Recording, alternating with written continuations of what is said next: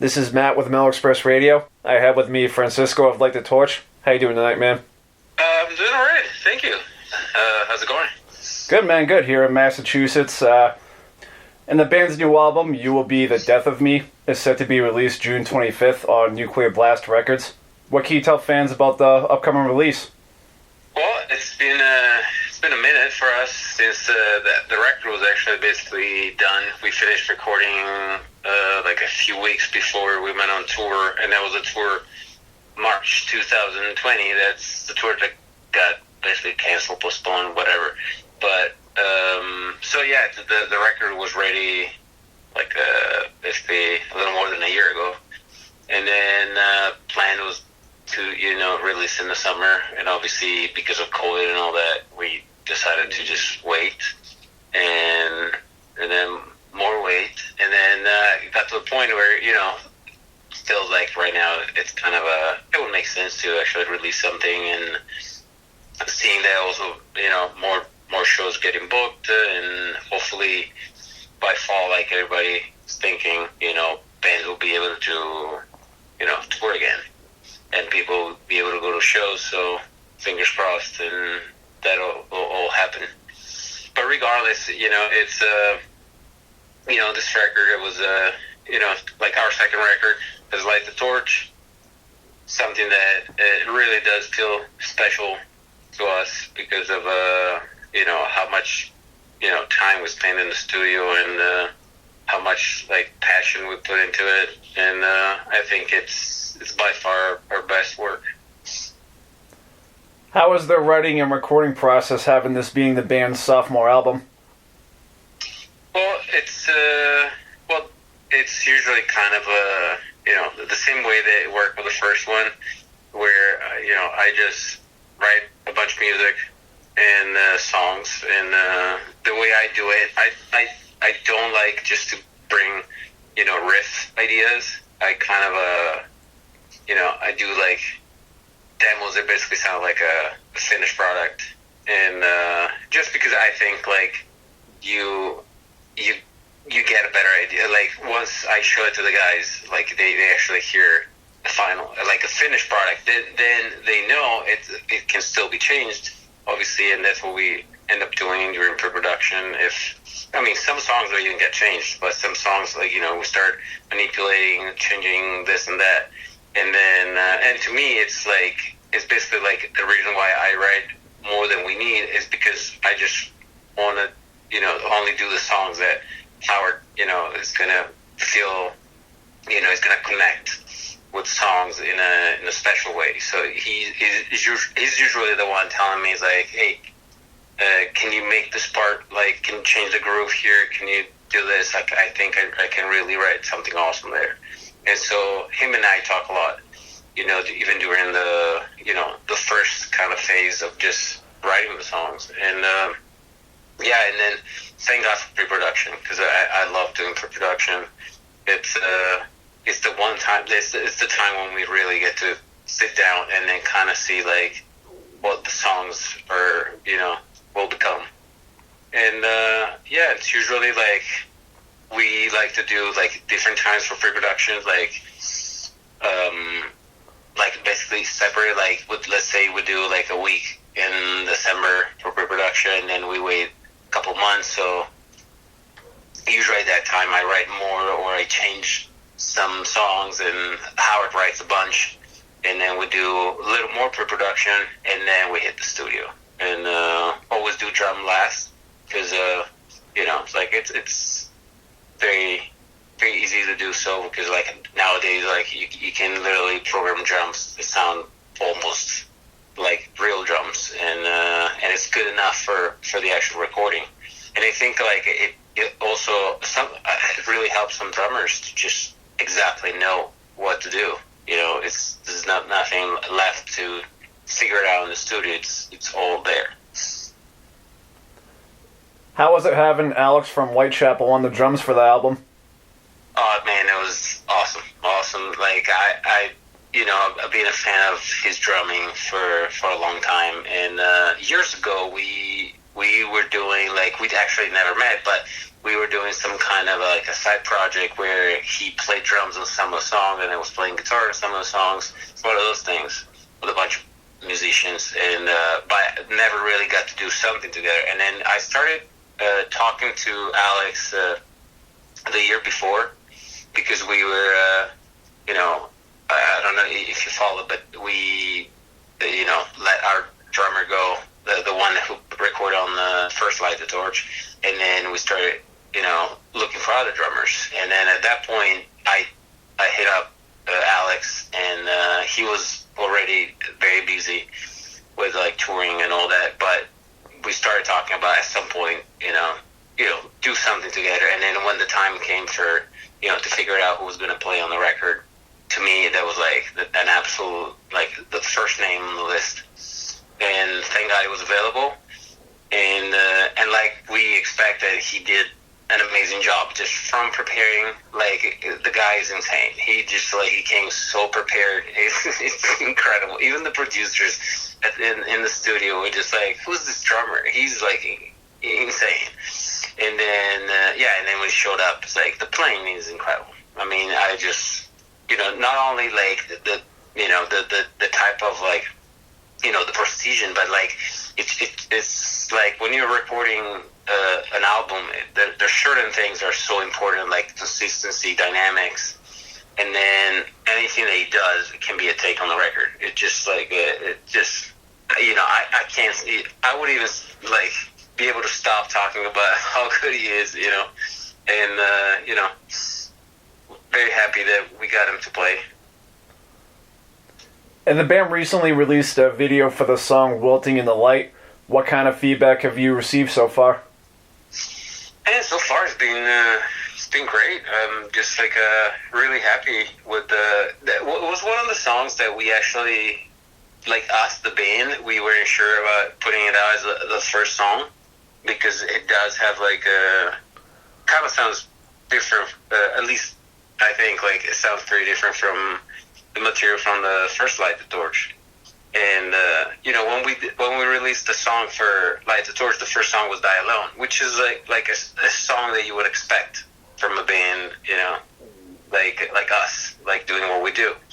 And but, like, we started getting, like, when, you know, before deciding, like, what was going to be the first single, we had people from different radio stations and, you know, people involved with the, you know, Octane and all that serious stuff, and, like, label management. And then that's when, you know, more and more we started hearing, like, hey, that should be the first song. So, like, well, let's give it a shot. And so far it's been awesome.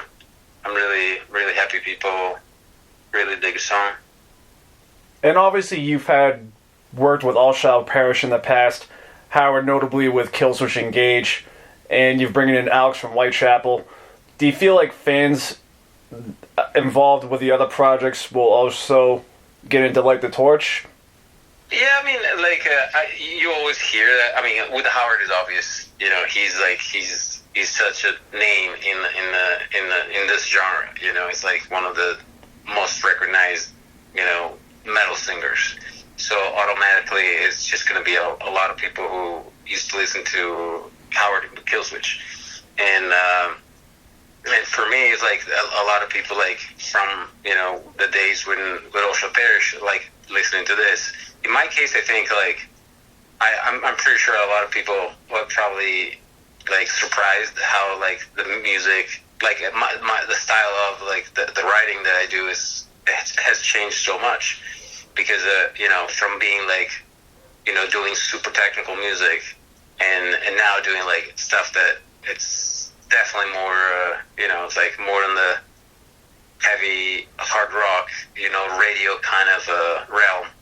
So it's obviously like a different kind of language, but not as much shred and stuff like that. But I think, like, you know, it's like nowadays there's, like, so many people are just, like, you know, it's hard to find someone who's only listening to one genre, you know, and he's just, like, more and more, I think people just enjoy listening to different kind of music, and if it's good, it's good, you know. And yeah, so far, like even with this newer stuff, and even with the previous Light the Torch, in my case, I got a lot of positive feedback, even from people listening to, Ultra Parish. Obviously, the people like commenting like, please play more solos, and that kind of stuff. But it's all good. How has it been getting together and staying in touch with the band the past year, given the pandemic and everything? Yeah, so we are absolute, best friends. So we, even if it's not a matter of talking about the band, we almost like, in the group chat, we talk almost every day.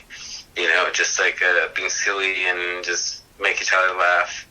So it's, it's like they're literally, Howard and Ryan are, some of my best friends.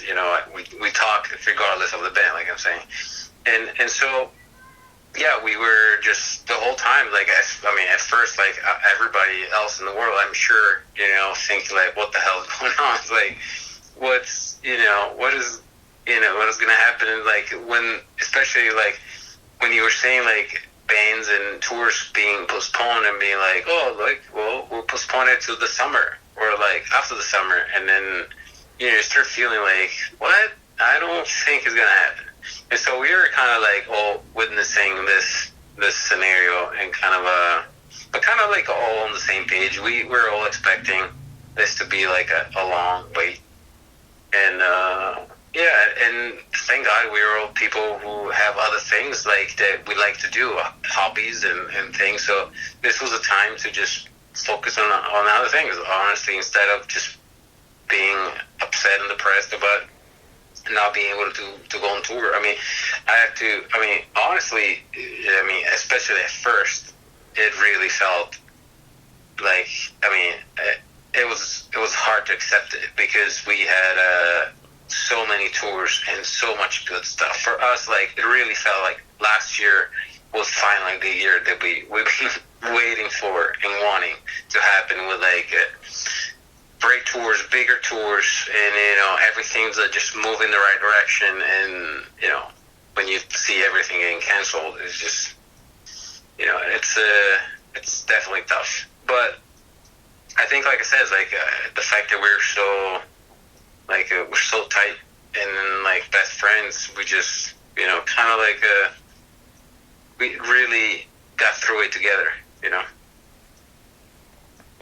With a couple months into the new year, has there been any new releases that have caught your attention? Well, definitely. Actually, I haven't listened to the full record, but I know the Gojira just released the record. I listened to the 4 or 5 singles that they put out, but I haven't listened to the full record, and that's obviously something that I'm probably this weekend. I'm actually like the past couple of days I've been writing some music, so I usually, when I'm writing music, I don't want to listen to other things, but yeah, that's something I definitely want to check out. That's such a good band. And other than that, I gotta be honest, like, let's see, I know there's good stuff because I did definitely listen to, but yeah, lately I've been so busy doing other things and also music that I kind of like take a moment, and especially like right now I'm getting back at like with the writing part of it, and usually when I want to get ready to start writing, and usually if I write a bunch, I kind of don't want to listen. I listened to a bunch of music last year. And then it's usually, I think, like, you start digesting a lot of music and then start processing it, and then eventually you start, in a way, making those, that music your own, and then that's when you start creating. So the past couple of months, I really haven't listened to anything, at least in the genre or anything similar to what we do. I listen to a lot of, if anything, I listen to, like, classical music, soundtracks, and electronic music, and things that are like pretty different, from what we do. But yeah, like, anything, do you have anything you would suggest? I caught the new Dropkick Murphys album today. Obviously being from Massachusetts, I've always liked them a lot. Yeah. The new Cannibal Corpse album. That's right. Yeah, that's great as well. Like you, I have a wide variety. I just went from Dropkick Murphys to Cannibal Corpse. Nice. So, and the new Gojira, I love what I've heard so far as well. I gotta get on the full length soon. Nice. Then other than that, there's this band from Denver called Mouth for War. They've got a couple singles out I really like. I'm excited to hear their full length as well. Nice.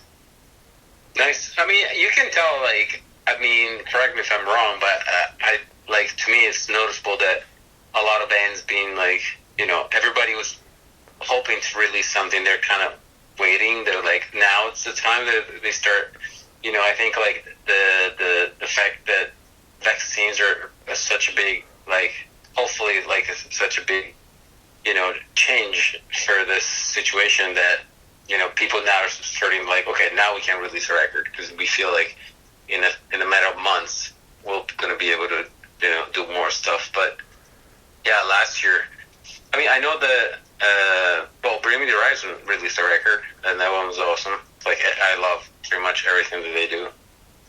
And, yeah, I'm sure now it's like within like a matter of months, there's going to be like a lot of releases. Yeah, it's definitely been something everyone's been able to look forward to the past year, given that there's been no touring. That's been what to look forward to, obviously, is new music. But now with, obviously, some shows in the horizon, given everything's moving forward and everything like that, now is the time to kind of, keep knocking them out, I guess. Yeah, absolutely. My last question I have for you, since forming the band in 2012, what have been some of your favorite memories with the band? It almost doesn't feel, first of all, like it's 2012, like, 'cause 2012 was Devil You Know, right? Yep. And it does feel absolutely like a different band. It's like when we were, I'm not sure if you follow the whole situation, why we had to change the name and all that, but even like dynamics between us, and the band, it was so much different. It's like at that time, it's like almost like I remember it as a different band. I absolutely do.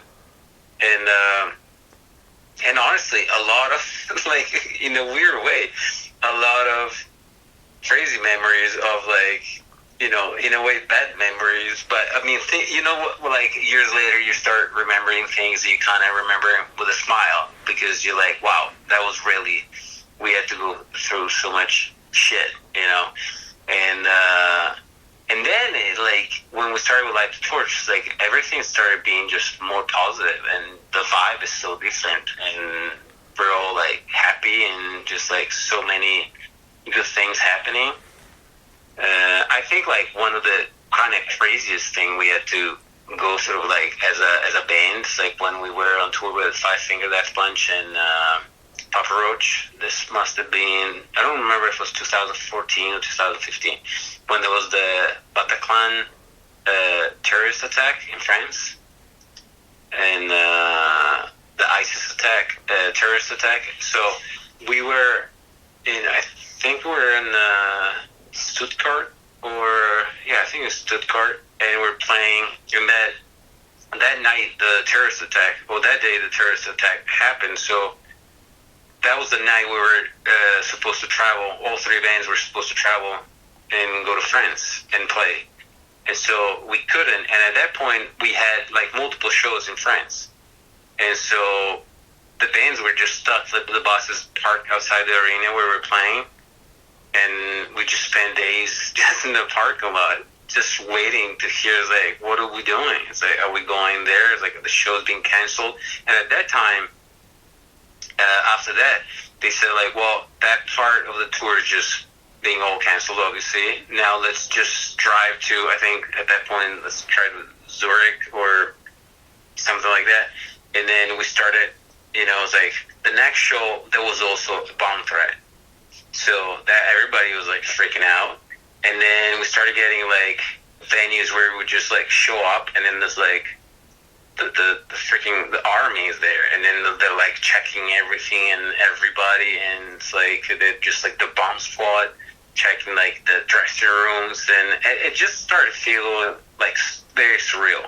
And then at that point we were supposed to go to Italy, and there was also bomb threat at the venue in Italy, So at that point, we're just like, you know what, no more tour, go home. And then it's like the tour was still like in theory we still had like 2 weeks or something of tour, and so me being from Italy and having my family there is like I just like called my parents like, you guys come pick me up, and I think it was at that time was like still in Switzerland, and just came to pick me up. The other guys had to drive to London just to get on the flight and come back, and just so bizarre to just like play shows and being like not feeling safe, just what a weird vibe, like the whole that time.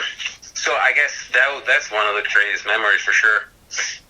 Awesome, thank you. And you know what's funny? I remember seeing when you guys were called Devil You Know, where it was back in 2014 with Black Label Society and Down up in Worcester. Mm-hmm. Yeah, no, you guys were awesome, and that's really cool how you could go from a tour like that, and then you can tour with like Mark Morton from Lamb of God, but then you go do like a mainstream tour with Five Finger Death Punch. That must be cool to broaden your horizons like that, Yeah, no, I mean that's actually I have to say like one thing that I was feeling like, let's say with the band like All Shall Perish, it was in a way it felt like, well, we only tour with certain type of band. You can't really do. I mean, Mayhem is obviously an exception, but that's like a whole different story, right? Yeah. But like as soon as we started Devil, and now I would like to torch even more. I love the fact that this like variety, like whatever I thought I was gonna tour with Tough Roach, it's like it's awesome. And then the next tour is In Flames, and it's all this. It's like it's awesome. I really really enjoy that. Yeah, that is awesome, man. Well, hey, I can't wait to hear the full length, and I really hope to see you guys on the East Coast soon. Yeah, man, I really hope so too. Yeah, great talking to you again. Take care, man. Have a great day.